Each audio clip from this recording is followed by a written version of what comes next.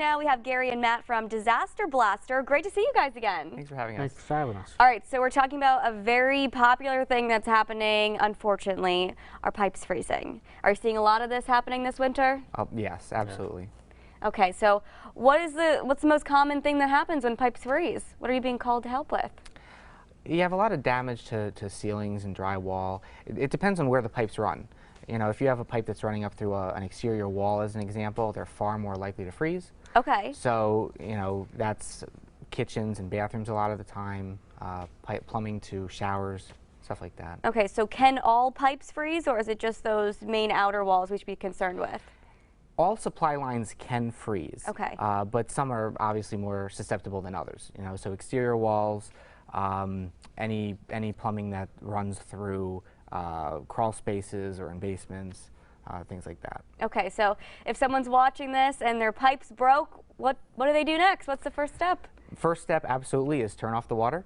Okay. A lot of the time, people may see it and they think, okay, I don't have a lot of water that's coming out. It's not that big of a deal.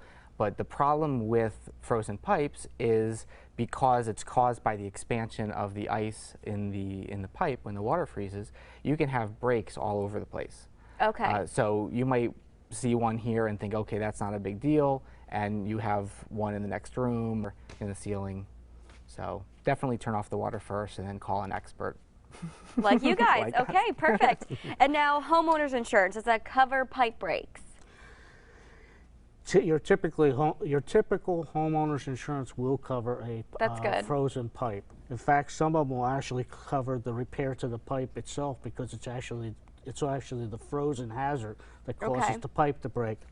But there are some policies that have some exclusions in them that would take out that coverage. So you want to check with your insurance agent. Right, definitely make sure you're covered for that.